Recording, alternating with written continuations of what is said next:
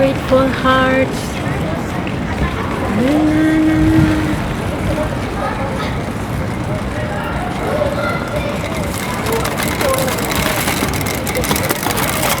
Sakit ng bike.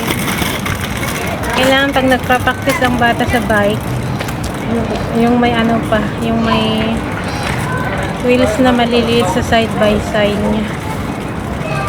Hindi ko naranasan yun yung nagkaroon ng bike nung baby ako. Pati yung mga 2 kids ko. Isang tulay, di ko kako. Pero nung dalaga na sila, nakakabili na rin ako ng bike nila. So, natuto naman sila sa bike, sa motor, sa awa ng Diyos. Yung pa-practice na bata, naglalakad. Mahirap magalaga ng dito, yung nagpa-practice pa lang na bata kasi dito kasi po guys, hindi ko alam kung gaano kalikot yung mga bata sa Pilipinas. Mas malikot pa dito.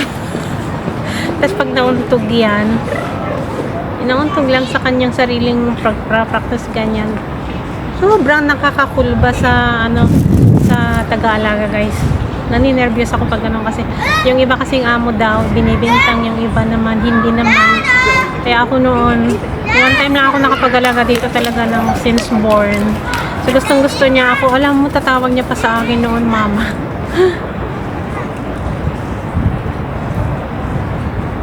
Mahirap mag-alaga ng baby dito. May sa akin dito, banda dito kasi walang music. Sa kabila may music po guys. Sunod-sunod yung music doon. Tapos pag mag-i-edit na ako, ang hirap-hirap talaga guys. Ang hirap maghanap ng non-copyright. And marami po naman po yung non-copyright claim na music. Kaso, at saka hindi po talaga pumapasok sa inbox ng page natin. Pero kasi wala akong nakitang non-copyright, and then chinecheck ko rin sa non-copyright doon sa may YouTube, and then doon sa may pinag-i-editan ko. Wala rin po guys. Pero ayun, nakakalito kasi ayun sa mga kwento ng iba, pag pag wala ka pa daw license, hindi ka daw pwedeng gagamit. Pero yung mga tutorial ng iba, pero yung iba naman sinasabi nila okay lang naman daw nagagamit ng music kasi na-monetize naman daw sila, basta non-copyright yung gagawin, yung make it sure na non-copyright yung gagamitin mo. Kasi kung inaantay mo daw yung license mo na gagamit ng matagal daw yun guys. Meron daw din yung kumikita na nagsasahod na 3 years ng may page at maraming views na, pero wala pa daw silang lisensya. Kaya okay lang daw naman ang gagamit, basta ang gamitin mo is yung non-copyright. Kaya nalilito ako minsan kasi pag gumagamit ako ng non-copyright, i-check ko doon sa may CapCut kung may copyright, and then i-upload ko doon sa may YouTube kung may copyright, and then wala naman po guys. So hindi naman ako natatakot, and then lagi ko rin chine-check sa aking page, wala naman po guys. Yung may plano kang yung may plano kang practice kang yung may pina-practice kang sayaw, tapos hindi mo man lang hindi mo man lang mai-apply sa sarili mo kasi maraming dumadaan. Ang hirap ko ng ganun guys, yung practice ka ng practice. Parang gusto mo ring gawin yung mga nakikita mo, pero pag gano'n na, ang dami namang dumadaan. tapos ibang lahi pa. So, parang nakakaano rin.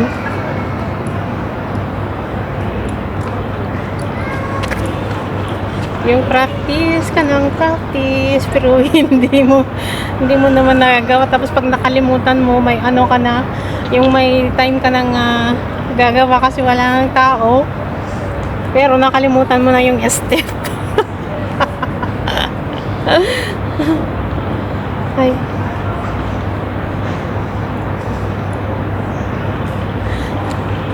Anong pala ito? Pwede siyang black sa ilalim, sa ibabaw. Pwede rin green sa loob. So, kumusta naman ang day off ng mga kananay natin dyan? Nanay, very happy kayo sa inyong mga day off. Lalo na yung mga yung mga nasa kabayan ba? Yung mga nasa kabayan. Nakadami na naman ng mga kantang mga yun. Minsan kasi pag doon naman ako, parang naisip ko na lang wala namang napapalapag doon. Pero, syempre yung happiness mo talaga guys. Napakasaya kasi yung nakakakanta ka ng ng ilan sa isang sa Friday.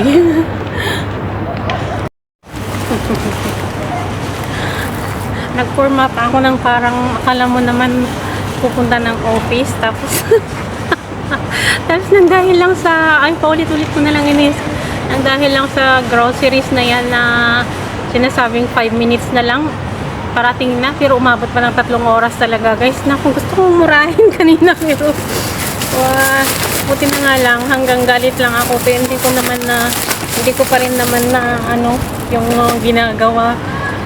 Biruin mo ko naman guys, sino ba naman yung yung magdi-deliver ka, sasabihin mo na 5 minutes na lang. Kasi pinakita pa sa akin amo ko kung pinakita niya pa sa akin yung shot screen ng Talabat. Nandun na daw na 5 minutes lang talaga. 5 minutes lang talaga guys, pero hindi umabot ng hindi dumating ng 5 minutes, naging 3 hours pa naman. Grabe. So, sino pang may ganang tapos mag-business sana ako ng parang simpleng yung mga panlabas din na jacket pero yung simple lang sana kasi ikot-ikot na ako dito kasi sabi ko ito na nga lang. Hindi ka naman masaya guys nalalabas na pag hindi mo na isuot yung yung parang plan mo isusuot pag mag-DF ka, diba guys? Pero gaya nga ng sabi nila, magtsatsaga lang tayo, tsaga-tsaga lang tayo kasi syempre gusto nating magkaroon ng trabaho, magtagal sa trabaho, kaya magtsaga na lang tayo. Actually mahaba pa naman ng panahon and ilang kada Friday naman yung day off ko, pero talaga napakaganda yung pupuntahan ko sana ngayon. Kasi hinahabol ko po yung water doon kasi malapit na daw bababa at saka tatanggalin nila. Paano na kasi guys ngayon lang February na cold pero end nito mag-umpisa na naman ang summer. Pero minsan meron din ng March na malamig pa rin. Ganyan. Hello guys, magandang hapon sa inyong lahat.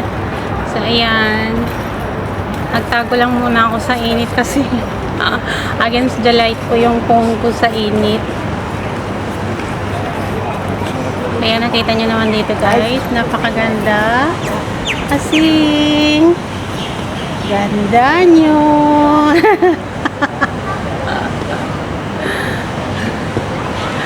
Alam nyo kanina inakyat ko yung, alam nyo ba yung itim na yan? Doon kasi ako sa kabila naman. Mahaba kasi ito sobrang haba. So doon walang naglilinis, ngayon dyan naglilinis. Inakyat ko yun guys. Kaya ko yan pala akyatin.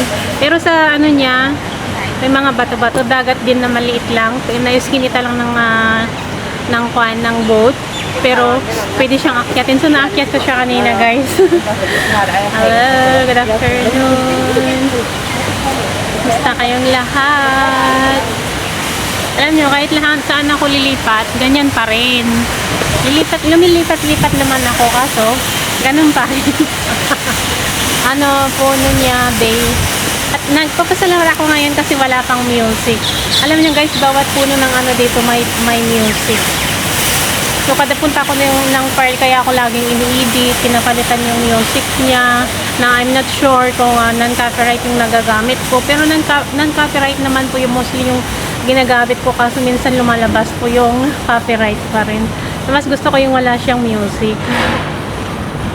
Yan, diba? Ang ganda. Hi guys!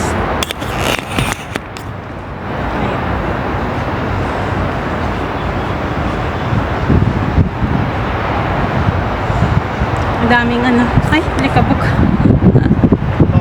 Ang daming taong dumadaan.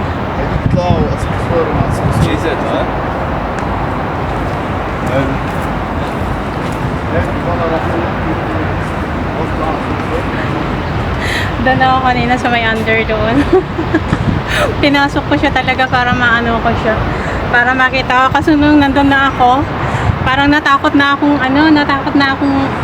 parang kasi parang tatalo nitong phone dito sa sa mga selfie kung saan nakaipit. Ayan yung kanina nakalabas na ako. Hanggang 1:23 ata yun na nagantay ako ng groceries pero hindi dumating. Tapos nasa labas na ako mga 1:40. Tapos tumawag si Bruha, sabi niya doon na daw yung groceries. Di bumalik ako. Sabi ko, ay babalik ako. Sabi niya, wag na. Kasi iniwan niya doon sa information. Eh di bumalik pa rin ako. Ngayon, mag-aalas stress na. Hayaan ko na. Dito na lang ako iikot-ikot. Maganda naman dito. At saka kumain na ako sa bahay. Kumain na ako sa bahay for masarap naman yung kinain ko doon. And then magme-merienda na lang ako dyan mamaya. May mga mameriendahan naman dito. Pagtsagaan na lang natin yung price na sobrang mahal. Ang importante na tayo magutom. Kasi bibili ako mamaya sa Monoprex. So, ayan guys. Napakaganda dito. Pero ayaw ko muna sana dito kasi balak ko sa Ramadan na lang ako dito magtambay.